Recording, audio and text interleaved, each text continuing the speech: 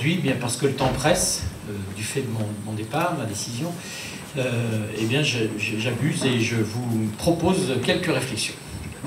3 mots pour structurer mon propos: fierté, ambition et impatience. Fierté d'avoir appartenu depuis si longtemps à ce réseau fédéral qui bouge, qui invente. Nos prédécesseurs ont posé un niveau d'exigence à notre vie fédérale qui nous rend forts et en bonne santé aujourd'hui, au moment où d'autres fédérations d'éducation populaire sont inquiètes. Alors, quelques exemples de ces bases qui ont été posées. Le choix renouvelé, régulièrement réaffirmé, du travail associé, du portage de l'énergie fédérale entre salariés et bénévoles. C'est original, c'est pas partout comme ça.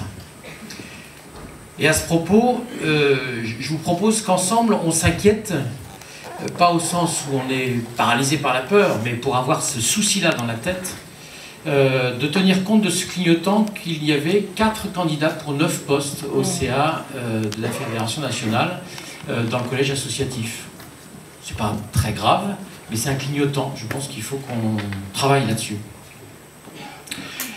Le choix aussi de créer, de faire vivre des outils financiers mutualisés, Phosphora, Fonds-Mut, beaucoup nous l'envient.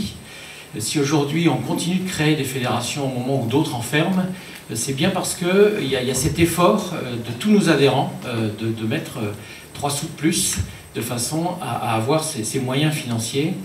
Et je pense vraiment que voilà, il faut qu'on tienne bon, c'est unique et cette spécificité est importante. La volonté de faire vivre une dynamique ascendante et une démocratie exigeante, l'intervention de Claudie, là tout de suite, vient encore de le prouver. Ce souci qu'on a d'être le plus à l'écoute possible et de faire vivre une démocratie exigeante. Je pense qu'on évite comme ça aussi un piège dans lequel d'autres tombent aussi, de ce que j'appelle un parisianisme mortifère. Voilà. Je pense que d'autres sont en mauvais état parce qu'ils n'écoutent pas assez leur base, ils ne travaillent pas assez avec, ils ont une vision encore pyramidale de la vie d'un réseau. Fierté d'un réseau de structures qui tiennent bon, qui ne lâchent rien sur leur présence quotidienne, année après année, auprès des habitants de chacun des territoires, et qui inventent, innovent, s'adaptent, renouvellent leurs projets et leurs alliances. En 9 ans de sollicitations, aussi bien des pouvoirs publics que d'autres associations, jamais je n'ai dû répondre que nous n'avions aucune expérience dans ce domaine. Nous avons toujours trouvé un exemple d'un centre social, socioculturel, ayant participé à une démarche qui correspond à la question posée, c'est dire la richesse de ce qui se passe dans notre réseau. Fierté également de la qualité humaine des acteurs des centres sociaux. Bien sûr, le métier de délégué nous fait intervenir plutôt dans des conflits, on nous appelle plutôt quand il y a des crises, mais je retiens dans un dernier entretien que j'ai eu avec Anne Dauquois, celle qui a écrit le livre « Agir près de chez soi », et qui me disait son émerveillement d'avoir rencontré, dans la tournée qu'elle a faite auprès de tous les centres sociaux pour écrire ce livre, l'émerveillement d'avoir rencontré des gens sans ego surdimensionnés, des gens qui se réjouissaient des victoires collectives, sans chercher à tout prix à se mettre en avant. Quelle belle humanité, celle qui se vit dans nos maisons. Fierté, ambition, impatience, ambition. Ambition, celle que nous avons tenté de porter ensemble ces dernières années pour notre réseau. Nous pouvons être encore plus réactifs, nous pouvons être encore plus innovants, nous pouvons encore davantage être exigeants sur nos systèmes démocratiques pour associer toujours plus d'habitants au pilotage des projets sociaux. Nous ne pouvons pas nous endormir sur nos lauriers. Des personnes qui ont voté pour Mme Le Pen fréquentent les centres sociaux. Comment avons-nous entendu leur colère, leur souffrance, leur désespoir? Comment avons-nous laissé s'installer chez eux le doute sur la capacité de notre société à tenir bon les valeurs de liberté, égalité, fraternité? Comment avons-nous laissé s'installer l'idée que la solution puisse être le rejet de l'autre ou de solutions radicales comme la violence aveugle? Alors il ne s'agit pas de se culpabiliser. Certes, c'est toute une société et l'ensemble de ces acteurs qui peuvent s'interroger, mais voilà, on est aussi des acteurs de cette société, et donc prenons notre part dans cette interrogation et de la mobilisation nécessaire. Une autre ambition, ça serait de tenir bon ensemble sur le choix exigeant de laisser le pouvoir aux habitants. D'autres mouvements ont fait le deuil de cela. Sous prétexte de s'adapter au monde qui évolue, au monde d'engagement des bénévoles, il propose de faire à la place et en laissant, de mon point de vue, simplement un os à ronger aux habitants. Gardons intacte cette ambition d'un pouvoir partagé, d'un travail associé. Si nos fonctionnements sont trop complexes ou trop lourds pour susciter de l'engagement, ce sont ces fonctionnements-là qu'il faut changer. Ce n'est pas les gens. Fierté, ambition, impatience, impatience. Je vous en ai parlé déjà l'an dernier. Je rêve d'un réseau acceptant de faire consciemment le choix de l'interdépendance et des alliances. Nous gâchons une puissance de feu en la divisant, en cherchant à se garder sa petite part, chacun dans son coin. J'espère que c'est en route, c'est pour ça que je parle d'impatience et non pas de déception. Mais nous pouvons être très puissants, beaucoup plus puissants. Regardez le nombre de collectifs et de mouvements qui se sont créés depuis 10 ans, chacun se présentant comme celui qui pourrait faire la synthèse avec les autres initiatives, invitant à se rallier sous son drapeau à sa campagne. Nous pouvons faire l'économie de cette comédie. Nous sommes des gens d'action. Nous sommes sur le terrain. Les équipes des centres sont parfois les derniers intervenants en lien régulièrement avec les habitants dans certains quartiers.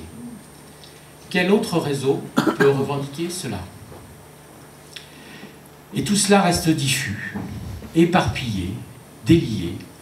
Nous pourrions être un pilier solide pour appuyer les dynamiques de transformation sociale. Bien sûr, nous avons lancé des rencontres du réseau jeune pour tenter de proposer des chemins de citoyenneté au 16-25. Ceux qui sont venus nous ont à chaque fois prouvé l'énergie disponible, ont confirmé notre pari, mais ils étaient 150 jeunes pour 1200 structures adhérentes. Nous avons également édité 3 rapports sur l'état des quartiers pour donner ensemble la parole aux habitants, mais à chaque fois avec seulement une trentaine de centres sociaux investis. Bien sûr, n'oublions pas que nous avons invité les indignations à s'exprimer pour préparer le congrès, et c'est 1000 contributions qui sont arrivées, fondant ainsi la construction du plus gros congrès de notre histoire fédérale.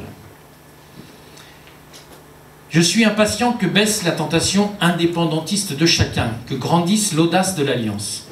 Jumelons les centres sociaux, faisons se croiser les populations du sud et du nord de la France, des villes et des campagnes, les passionnés de sport avec les passionnés de culture, les athées et les croyants. Créons des coopératives d'achat, des groupements d'employeurs, proposons des tours de France à nos animateurs en formation, comme le faisaient les compagnons de Tour de France. Jouons avec la force de ce réseau. La deuxième impatience, c'est celle de voir tomber une autre barrière mentale, celle de la peur des équipes des centres sociaux, parfois, d'aborder les questions profondes d'humanité. Nous ne sommes pas, de mon point de vue toujours, des services d'action sociale. Nous ne sommes pas des services publics participant d'une action surplombante de gens qui ont, qui savent, qui peuvent, en direction de gens qui n'auraient pas assez, qui ne sauraient pas assez, ou qui ne peuvent pas grand-chose. Ne voulons-nous pas être simplement des lieux où la grandeur de notre humanitude peut s'exprimer? La solidarité, la bienveillance, l'attention à l'autre, voilà pour moi ce qui rend intéressante l'existence d'une race humaine sur notre planète. Quand dit-on ça aux enfants qui fréquentent les centres sociaux? Quand proposons-nous de faire de la philosophie dans les groupes d'adultes? J'ai ressenti, quand j'ai évoqué ces choses-là depuis 9 ans, de la méfiance, de la peur. Pourtant, c'est parce que nous ne proposons rien dans ce domaine de la réflexion, ou pas assez, j'exagère quand je dis rien, parce que nous ne proposons pas assez dans le domaine de la réflexion sur l'être, que certains vont chercher dans des idéologies extrêmes des raisons de vivre ou de mourir. Entre parler d'être ou d'avoir, il nous faut choisir. Parlerons-nous longtemps des questions de laïcité sans oser aborder le domaine du spirituel? Les différentes spiritualités sont-elles simplement une gêne au vivre ensemble, au manger ensemble, au s'habiller pareil? J'entendais dernièrement Frédéric Lenoir expliquer la façon dont il anime des cafés philo avec des enfants en primaire, et je me suis mis à rêver que nous puissions faire cela dans nos centres de loisirs. Pour conclure, je voulais vous dire que j'ai profondément aimé toutes ces années passées au service de toutes ces aventures humaines qui se vivent dans les centres sociaux, et que quels que soient les chemins sur lesquels je m'engagerai dans les années à venir, cela m'étonnerait bien qu'ils ne croisent pas à nouveau cette planète des centres sociaux. Je vais y arriver. Je vous souhaite tous de vivre le plus profondément possible votre humanitude.